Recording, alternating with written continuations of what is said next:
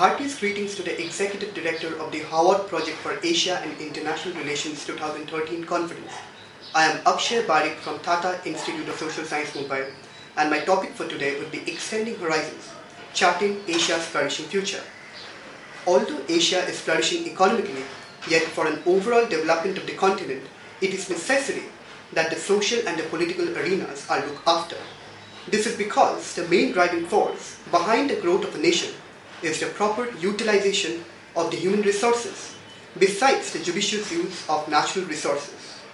However, if the majority of the human resource of any nation or continent lack basic human rights and fares low in the Human Development Index, the growth of the nation proves to be hollow. Therefore, the need of the hour is extending the horizons of growth to the social and political arena, as political stability and maturity is a prerequisite for guaranteeing the rights of the people and improving the socio-economic condition. History is replete with examples to prove that countries which were politically unstable or dictatorial in nature, such as Pakistan, Myanmar, etc., have also witnessed high cases of human rights denial and violation. Another important characteristic feature of the Asian nations, particularly of the emerging economies of China and India and other developing countries like Sri Lanka, is the fact that all these countries are going through a phase of demographic dividend, which means that there are less dependent age groups in the population and a huge percentage of working age group. Such a phenomena was already experienced by the industrialized nations of USA, Europe, Japan. In order to tap the potential of the youth, it is necessary that they be provided education, basic amenities, and decent job opportunities. Child labor is also a very significant issue that continues to bother the Asian nations, where in spite of national laws and international conventions, a sizable proportion of the labor force comprises of children below 14 years of age who are employed on roadside food stalls or as child sex workers and are highly exploited. Although the government have tried to abolish child labor, yet it continues unabated.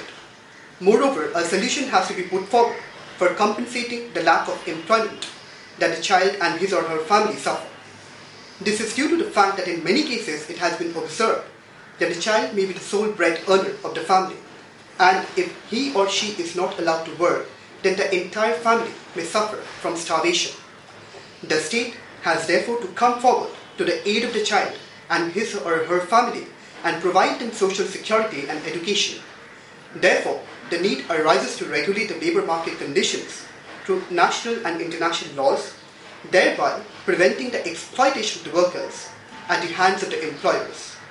Several other measures taken by the international organizations and NGOs, national governments in collaboration with trade unions, and civil society organizations can help guarantee human and labor rights to the vulnerable workers. Increasing access of basic amenities such as food, shelter, clothing, health, and education to the marginalized groups and providing them quality services would help ameliorate their condition.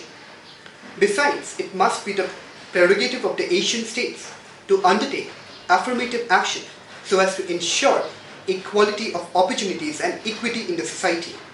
In the context of industrial relations, the state needs to usher in industrial and organizational democracy through the instruments of collective bargaining, adequate employee representation, provision of health and other social benefits, regularization of jobs, giving a recognition to migrant workers, discouraging gender discrimination, taking measures to discourage increasing contractualization of work, regulating the activities of the MNCs and forcing them to abide by national laws and regulations, and providing social security and social protection to all.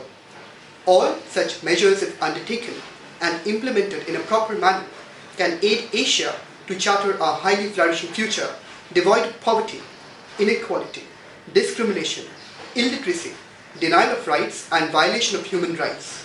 Proper implementation of the Universal Declaration of Human Rights and the ratification of the ILO conventions by all nations is a must for Asia to progress. There must also be a greater synergy of thoughts and actions between nations which shall help in ensuring social justice and development. Thank you.